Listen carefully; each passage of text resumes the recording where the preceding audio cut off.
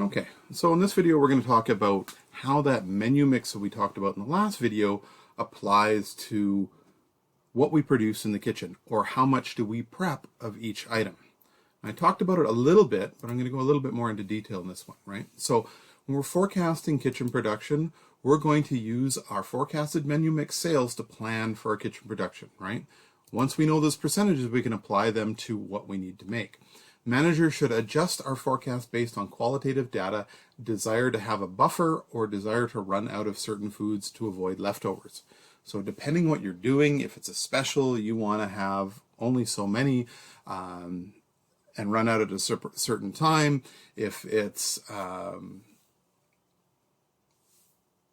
sunny out, we want to make sure that we have more lighter desserts. If it's a winter day, we want to have more soup. That's where that qualitative adjustment comes in, right?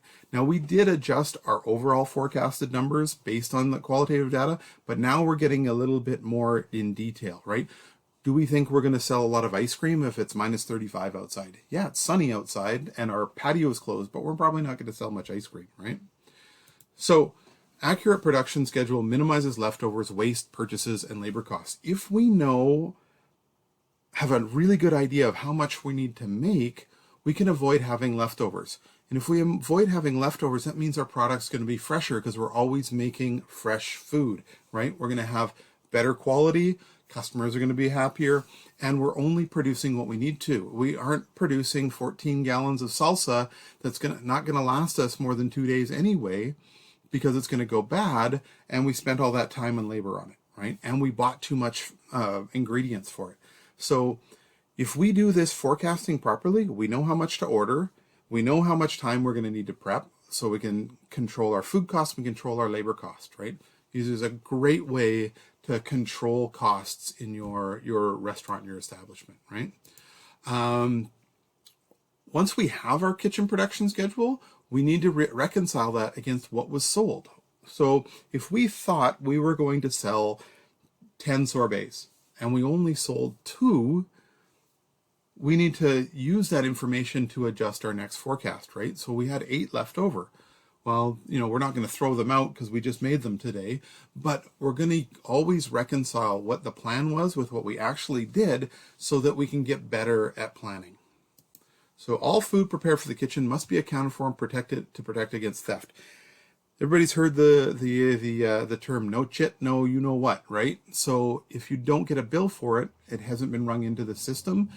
You don't give servers food without bills, right? It's all about tracking and being accountable, so we know what has gone out of the kitchen, what hasn't gone out of the kitchen. We're going to talk about voids and void reconciliation in the next video, but for this one we're just talking about tracking, making sure that we keep track of everything that goes out of the kitchen must be accounted for, whether it was dropped on the floor or a staff meal or an order came back because the steak wasn't cooked right. Everything needs to be tracked, and we're going to use a kitchen production sheet to forecast and predict how many each dish is sold. And then we're going to use that same production sheet to track how accurate we were. So first example we've got coming up here is the restaurant forecasts 130 guests for dinner tomorrow. 42% of the guests usually order dessert. And we're going to use the chart on the next slide to calculate the number of each dessert forecast to be sold. So the first thing we need to do is figure out of these 130 guests coming in for dinner, how many actual people are going to have dessert. Well, that's that 130 times our 42% is going to give us 54.6 guests, or 55. So this magic number of 55 guests is what I'm going to use to create my kitchen production sheet. So next slide. Here's our kitchen production sheet. So we've already calculated our menu mix beforehand based on historical data as to how many of what item we sold, right? The strawberry cheesecake, 14.5%. Chocolate mousse was 18.7%. Creme brulee was 23.1%. and pecan pie was 19.9%, and ice cream sundae was 23.8%. These should all add up to 100%, right? In this case, we have 55 guests, and we're going to figure out of those 55 guests, how many are having cheesecake, how many are going to have mousse, how many are going to have brulee, etc., right? But this should always add up to 100% of the number of people that are having dessert, right? So how do we figure that out? Well, we have 55 people times 0.145% is going to give us 8 cheesecakes. Out of the 55 people, 8 people are going to have cheesecake. Our chocolate mousse, same thing. 55 times 0.187 is going to give us 10.3 cheesecakes, or mousses. And then 55 times 0.231 is going to give us 12.7 creme brulees. And 55 times 0.199 is going to give us 10.9 pecan pies. And our ice cream sundae is going to give us 55 times 0.238 is going to give us 13.1 ice cream sundaes. So there, right here, that's our prep list. We need to make sure we have 8 slices of strawberry cheesecake. We need to make sure we have 10.3 chocolate mousses, 12.7 creme brulee, and 10.9 pecan pies, and 13.1 ice cream sundaes. Now, I'll switch slides here so it's nice and printed tight. So, we've got our full forecast. Those were the numbers we just calculated, right? Now, what about some qualitative factors? Strawberry cheesecake. We need 8 slices. Okay, maybe first off, do we have any leftovers from yesterday? Because cheesecake, unless they're individual portions, we're probably making a whole cake and cutting it. So we probably have like a minimum of 10 slices if we make one cake. So right there, we're probably going to overproduce a little bit, but then we're going to have like a couple slices left over for the next day, right? Chocolate mousse. Okay, are we going to go to 10? Or are we going to go to 11? This is where we start sort of looking at, okay, what's the weather like? What do we think? What's our experience tell us, right? Creme brulee probably could go to 13, right? Ice cream sundae. That's a big one for the weather, right? Is it going to be 35 above outside and sunny and the patio's open? We'll probably sell a little bit more ice cream sundae than that. But if it's the middle of winter and it's 35 below, it might be less, right? So what we're going to do is we're going to take those numbers and we're going to adjust them for qualitative factors. Anything that experience has taught us. Do we have issues that could promote cheesecake? For instance, maybe it's Tuesday and it's Cheesecake Tuesday, and maybe it's a promotion we've got going on. So then we're going to want to adjust that number to make some extra cheesecake, right? Based on, now it's getting into that educated guess sort of system, but we're starting out with those 8 portions, right? And then the chef must factor in prior leftovers, like I said, portions on hand, and maybe create a buffer, right? Just in case. We want to be accurate. We think we're going to sell 8 pieces of cheesecake, but it's always better to have a little bit extra than to run out, right? But if we're starting with 8, maybe we give an extra 5, right?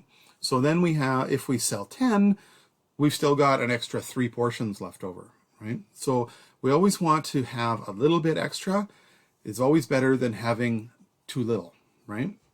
But we don't want to have 20 portions. We didn't want to make 3 cheesecakes and have 2 whole cheesecakes left over when we really only needed 1, right? All right, so kitchen production sheet. We're going to have our adjusted forecast made by the manager that day before service based on the most recent qualitative data. Check the weather, things like that. Portions on hand, usable product that was from yesterday, right?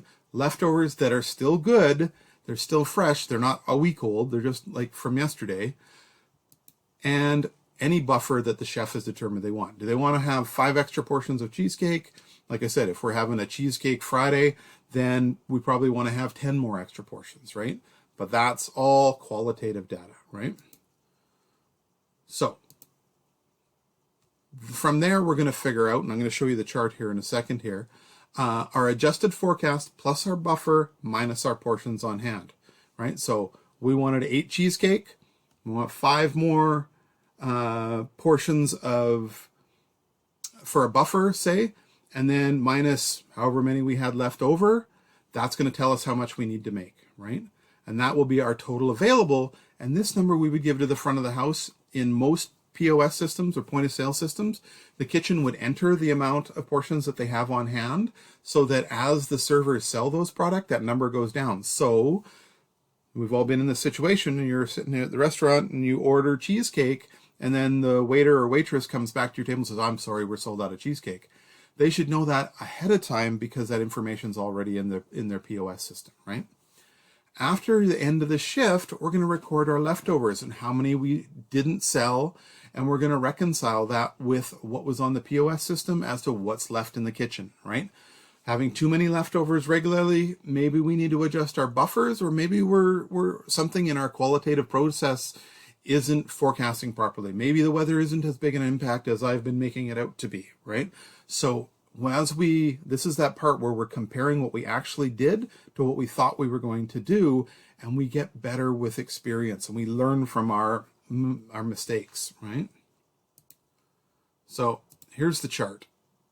So as you can see, we had our forecasted count right here, this column. Oops, my pen working here. Which doesn't want to work for some reason.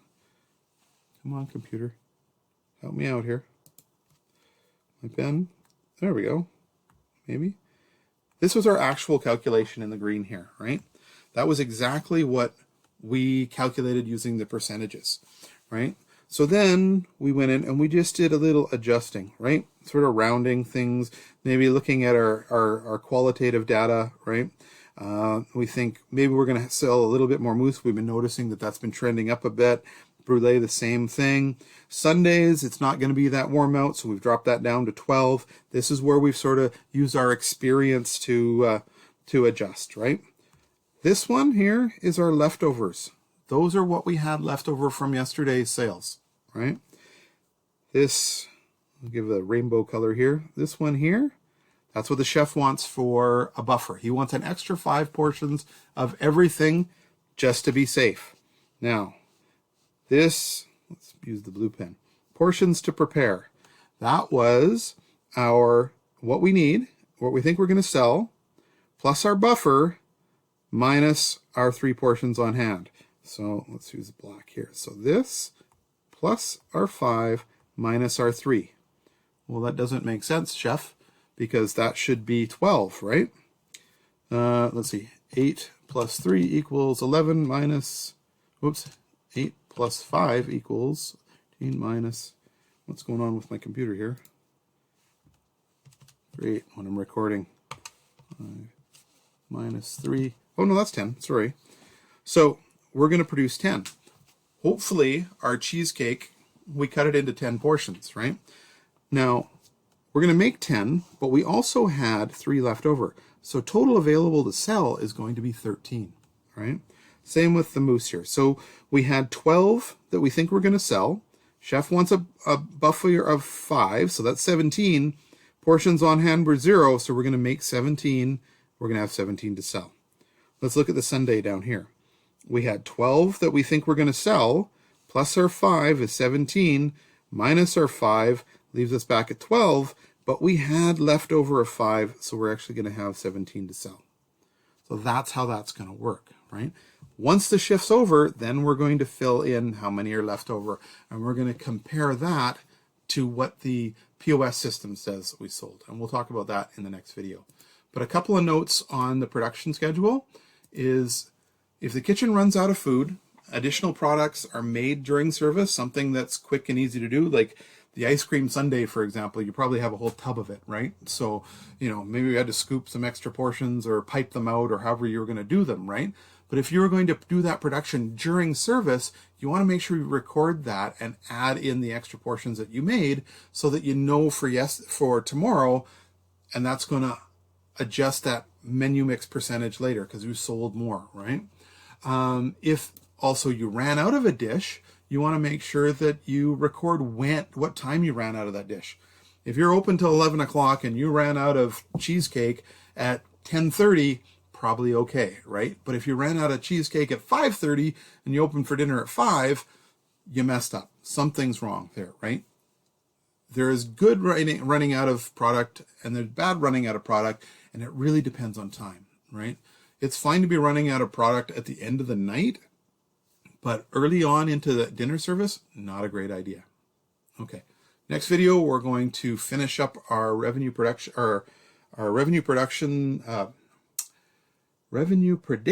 section on reconciling and voids.